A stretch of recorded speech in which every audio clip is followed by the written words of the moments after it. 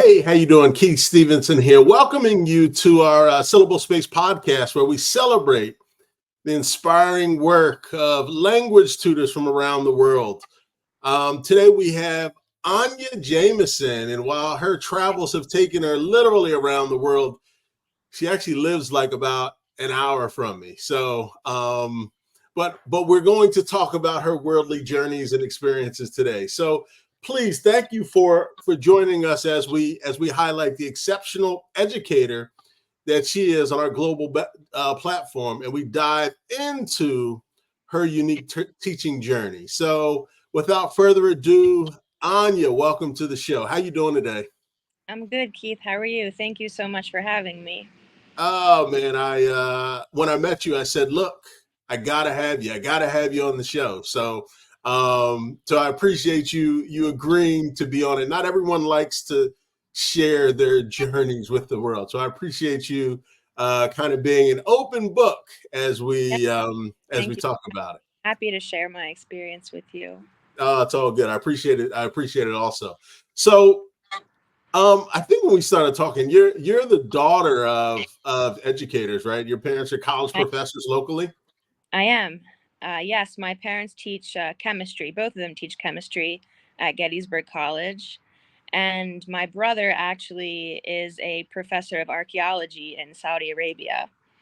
Um, Wow, so we come from like a whole family of educators. So I'm not far from the family tree here. that's all good. That's all good. So, can you just share your language journey? I mean, how did you start speaking Arabic? Because I'll tell you again, you're an hour away. There's not too many Arabic speakers locally. So, how talk to me about your journey? A lot of people ask me that actually, because I come from such a small town. Even though it's a famous town, it's small. Not many people, not much diversity. I actually got started in high school when a high school teacher of mine, AP World History, we would start every single class with current events. And times have changed, but they've not changed that much. There's always something going on in the Middle East. And when I was in high school, there was stuff going on in the West Bank, and we would always talk about it. And he would talk about it in such a way that I had never heard before. As a 17, 18-year-old, you're not usually paying that close attention to the news. So, I had my own views of what was going on, but he talked about it in such a way that I had never heard. This is a middle-aged white Jewish man talking about Palestinians in such a human way, that he humanized them in such a way and talked about, our involvement in the destruction of their homeland. So from that, I started thinking, well, I really want to get to the bottom of this. I want to know what goes on there as an American. I want to know. So when I graduated, I entered Gettysburg College because my parents taught there, and I started studying Arabic. And from there, here I am now. Traveled all over the world, studied abroad in Palestine, the West Bank, worked with refugees all over the world, and now I'm in my master's. Here I am on Syllable Space. That's awesome. That's awesome. Well, what initially brought you to West Bank, and what was your first impression of the area when you arrived? Well, like I said, my high school teacher really influenced me to learn about the Palestinians and learn about their cause and the U.S. involvement in the situation, in the conflict. So when I started studying Arabic at Gettysburg, and it was time for me to do my study abroad, which I think is in your sophomore year or junior year, it's been so long, I forget. Yeah. Um, I was looking at places to go, and they had Jordan, they had Egypt, Morocco, Tunisia, and I was like, that's just not, it's not enough. It's not enough. I want to, it's no. They had Israel. Okay, if I go to Israel, I could go on the weekends. Again, not enough. Mhm. So I did a lot of research, and I found that Bard College in New York Yeah. had a program in the West Bank for Americans. So, talking with my parents and talking to the study abroad office here, I had to transfer out of Gettysburg College and into Bard for a semester just so I could do that program. And Mm, everyone said, "Oh, just do the program in Israel. It's so much easier. You can go yep. to the West Bank on the weekends." I said, "That's not enough. I don't want to look at it from a lens of being a privileged American living in, you know, an upper class, unoccupied territory and then going on the weekends to the Palestinians in such a different setting. I want to be able to experience like as much of a Palestinian as I could." Yep. So I did that. I transferred to Bard. I went there. I lived in a refugee camp, an Ida refugee camp in Bethlehem. And the whole experience changed my life, and it changed the trajectory of my future and what I'm doing now. Um, you know, the culture, the American culture and the Palestinian culture, they're very different. Um, they have a much more, the Arab culture is much more social, is much more community based rather than individual based. Like it's more of a, in America, we focus so much on individual freedom. Yep. There, it's more of a collective culture that brings you together rather than, focusing on your individual self. But, at the end of the day, people are people and they're just trying to live their lives. And I think because of the US's stance and our policy in the Middle East, it's hard to remember sometimes that these are just human beings trying to live their lives. And I think that my responsibility as a young person that experienced that is to educate people and make them realize that they're just human beings. They're not involved in some you know political uprising most of the time. They just want to live their lives just like anyone else, in safety, in peace, in prosperity, raise their families, have a job, and that's it. They're just simple people. That idea of like collectivism versus individualism is big, right? Because Yes. in the in our society in the US, it is like largely like dog eat dog, like let's keep secrets so I can keep the upper hand, Exactly. Right. versus like let's work together for the common good of all, right? There's a fundamental difference that really would shape the way that you like kind of look at life and your purpose within life, right? So Exactly. it's just an interesting concept, and it's awesome that you actually were embedded in that culture, where you were part of this whole like these collective efforts, right? To Yeah, change the situations, right? definitely. Um, Yeah. what types of challenges did you face in the West Bank, and how did you overcome those challenges? Gosh, there are so many challenges. But I think, as an American, I have to acknowledge my privilege in having the American passport and being able to get out of it whenever I wanted. Yeah, So I think the biggest thing was traveling within the West Bank. There are some Palestinians that cannot go to certain places depending on the kind of ID card you have given to you by the Israeli government. So there are certain kinds of checkpoints that Palestinians have to endure every single day.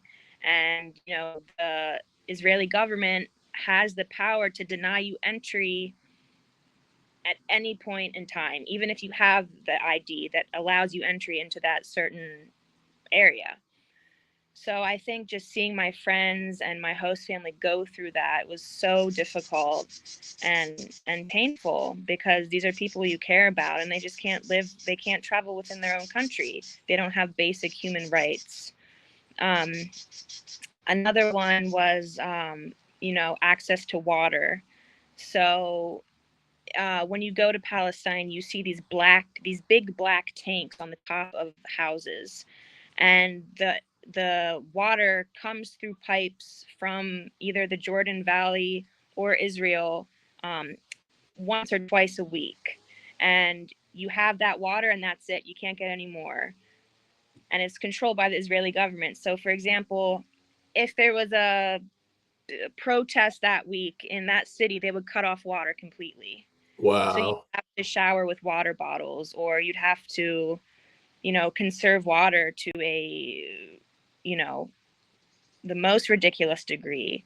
And that, I mean, water is just a life, you Yeah. know? And we just take water for granted here. I mean, it's like, I know. It's, yeah, insane.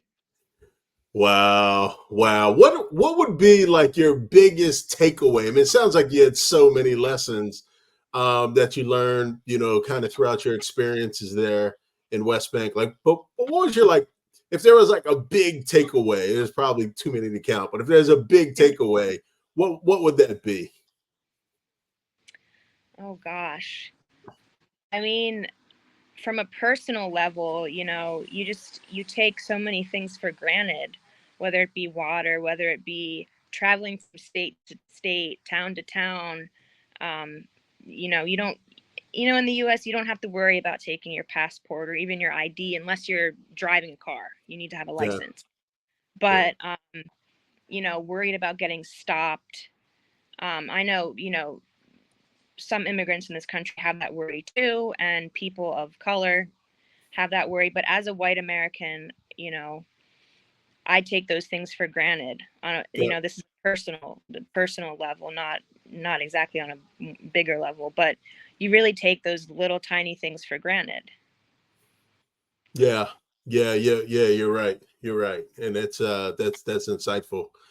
Um, so let's dip into you as a tutor. And you kind of touched on it also, just like your willingness and undying desire to help people, right? But what inspired you to start teaching Arabic? And what do you enjoy about it? What do you enjoy about it most? So when I was a student at Gettysburg College, after my first year, I had poured my whole first year into learning Arabic, and I'd gotten pretty not fluent, obviously, but I was a few steps above the other students. So I got a position as a teacher's assistant, and my job was to hold study sessions, to make up practice exams, hold office hours, and every time I did that, I got more and more students every time because the word spread that I just put so much time and energy into it. And I love seeing the students improve from a week to week basis, and have the passion for learning come back even when they were struggling. I love that. So I did that for the rest of my years through college. When I graduated, and after I graduated, I worked with my college professor. And you know as a teacher now and as a tutor, I really enjoy reliving the experience of learning a new language and kind of going through the motions and ups and downs and all that entails of learning such a difficult language. Because I was Yeah, one that I can remember all the feelings and anxieties and excitements of learning a language. yeah, that's awesome. One of the interesting things is most of the time on our platform, you will have folks who want to teach their like mother tongue, right? Or maybe it's just a natural inclination, right? Where if you were born and raised in Morocco, you would say, yeah, I'll teach Arabic. But your first tongue is English, right? And but you are like, no, I want to tutor in Arabic. So I think that's awesome. And I know doing I think that's an advantage with me, especially for the beginner levels, because I know what they're going through. I know that they're yes, kind of how they're translating, how they're trying to go back and forth. I was yep, there. yep, yep, Whereas a native speaker might not, if they don't have that experience, they're like, well, why don't you get that? It's like, no, I know yep. because, English and Arabic going back and forth. I know.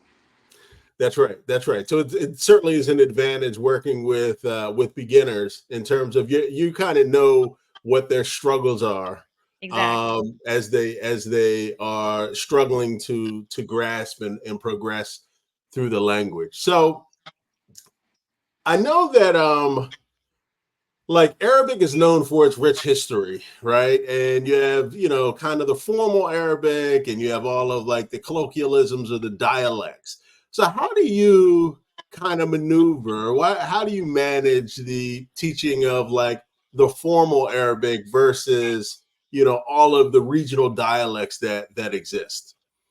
So the most important thing in learning Arabic, you need to have that foundation of formal modern standard Arabic. You Mm. need to have it. I will die on that hill. And when I was first studying Arabic, I begged my professor, please teach me Syrian and Palestinian, please, please, please. And he refused. And I thank him every day. Because if I did not have that foundation, I wouldn't know how to form a sentence. I would be completely lost.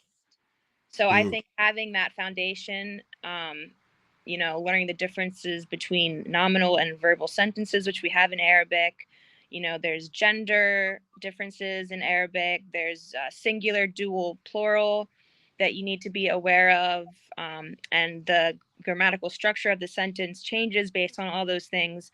If you don't have that, you're going to be completely lost.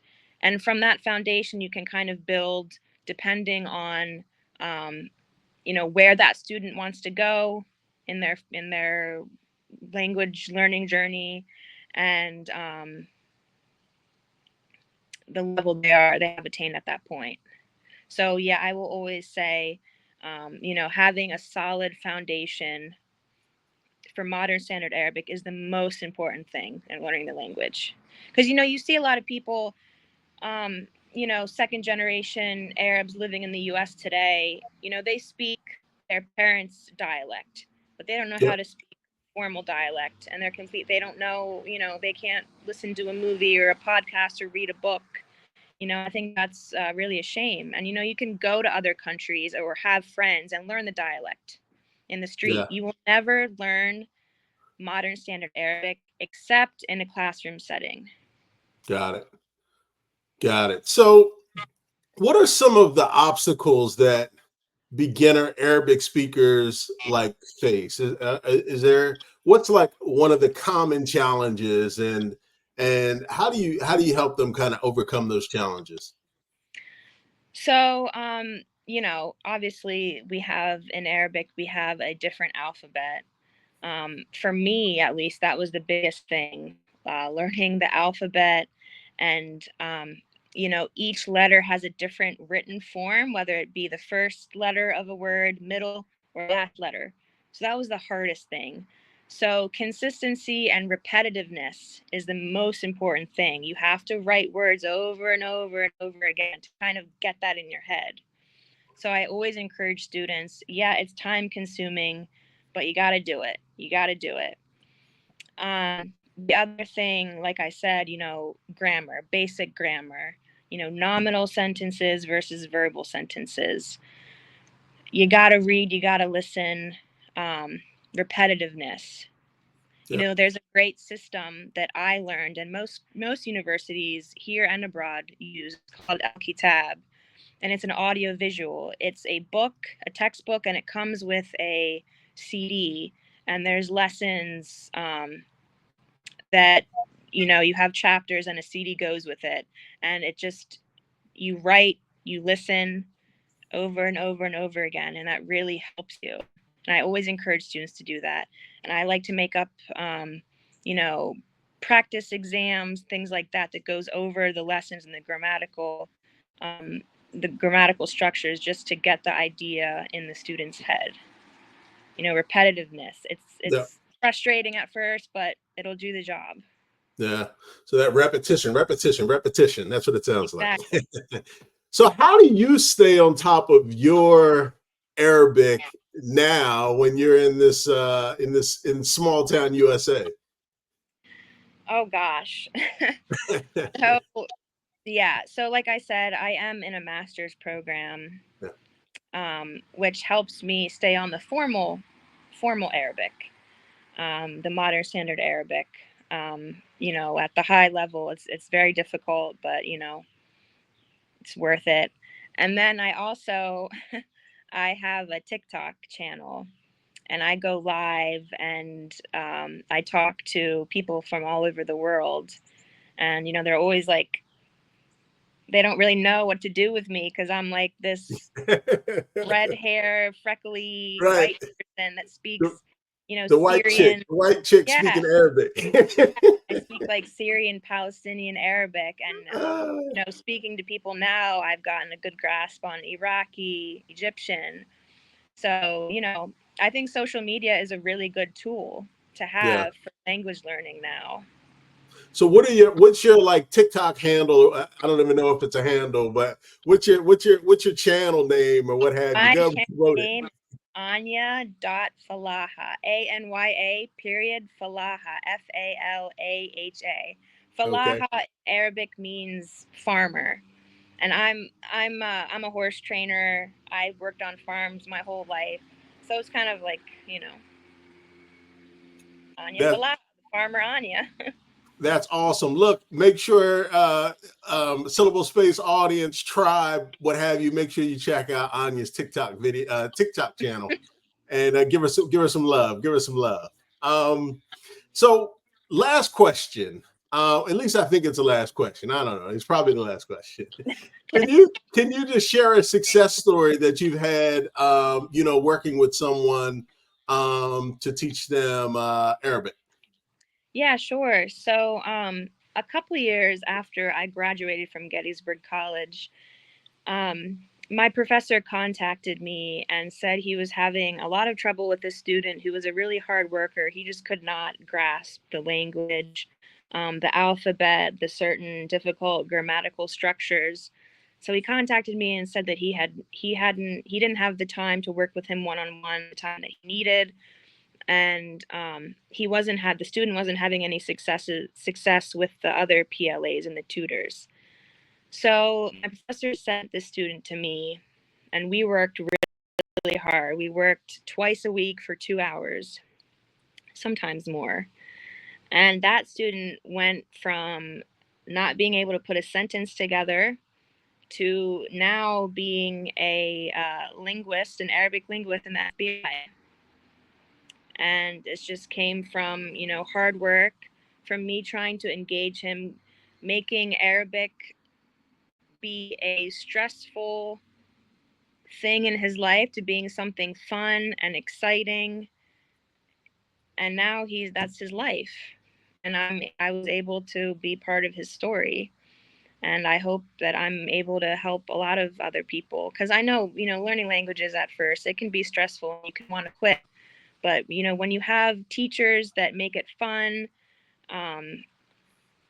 make it something worth doing, it can change your life. Even if you just want to learn a new language, you don't even want to do anything professional with it. Yep. I think that can change your life. Yeah, so what I kept hearing you say, what you weren't saying when you were helping this guy, is like, I could just hear you saying, yeah, I just made him do repetition.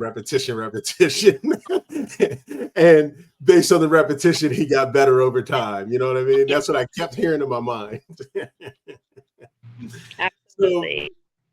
So, all right, great. Well, Anya, I really appreciate you agreeing to be interviewed on the Syllable Space podcast.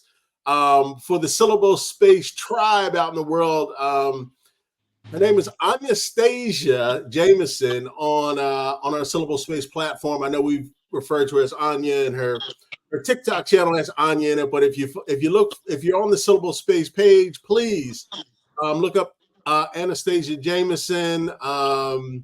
She would love to work with you. We'd love to have you work with her. She'll be your partner in the language journey. So, and also, look, if you found anything of value today, please like and share our video. We are trying to connect with folks throughout the entire world. And to be honest with you, we can't do it without you. So please like and share the video. And, we look forward to seeing on the next episode. Anya, thank you so much. We appreciate Thank you. all of the gems that you dropped today. So insightful. Thank you. All right. Very good. So long. Bye.